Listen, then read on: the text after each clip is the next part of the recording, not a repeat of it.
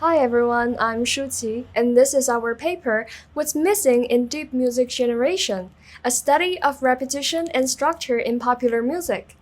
Have you ever met the following situation when playing with deep learning generated music? Sounds pretty good in the first 10 to 30 seconds, but then lose their directions and even fall into chaotic. Moreover, some changes their themes and motives every 5 seconds and cannot stay focused throughout the piece.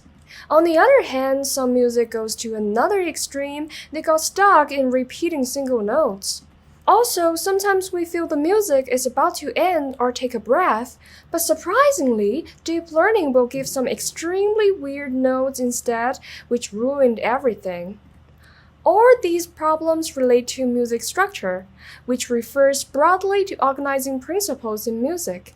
Different from other areas, music relies heavily on repetition to create internal references, coherence, and structure. So in this paper, we wonder what are the construction principles of repetition and structure in music, and how can we use these principles to better evaluate and generate music.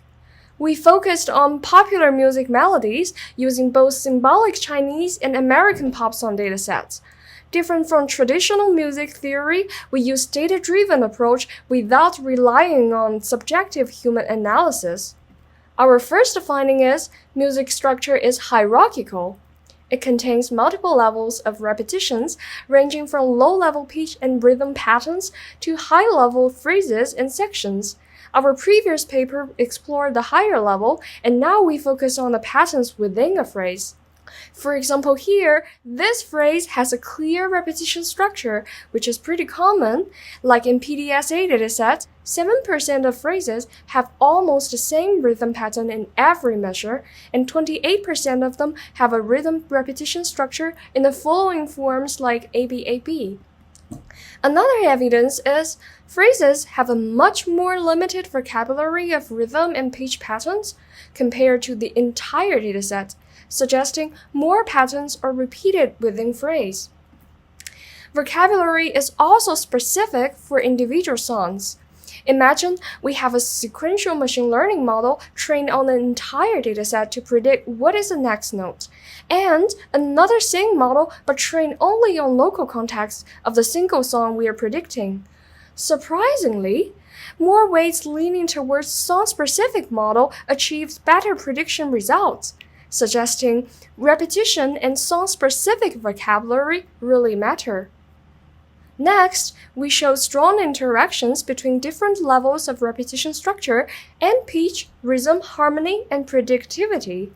Finally, we found that repetition is not random, but follows a general trend over time.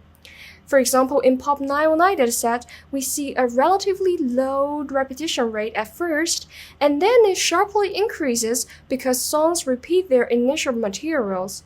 They introduce new materials again around the quarter-way point, but in the second half of songs, almost everything is a repetition or variation of what came before.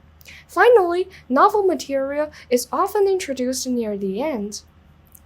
We use similar objective methods to evaluate and analyze deep generated melodies, and the results show important gaps compared to real songs, which propose new challenges for future deep music generation.